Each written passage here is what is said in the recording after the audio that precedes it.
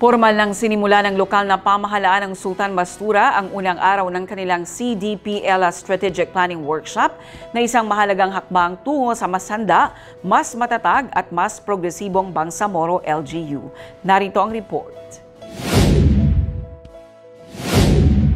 Pinangunahan ni Sultan Mastura Mayor Dato Armando Mastura Sr. at Vice Mayor Ismael Buradtong ang delegasyon ng Sultan Mastura sa unang araw ng workshop para sa pagbubuo ng Comprehensive Development Plan, Executive Legislative Agenda ng Bayan. Kabilang sa mga dumalo ang sangguniang bayan members, heads of offices, focal persons at iba pang stakeholders. Layo ng CDPL ang pagtatatag ng isang direksyon, mas malinaw na mga prioridad at mas epektibong governance framework para sa isang resilient, inclusive at maunlad na bayan ng Sultan Mastura. Jen Garcia, iMinds, Philippines.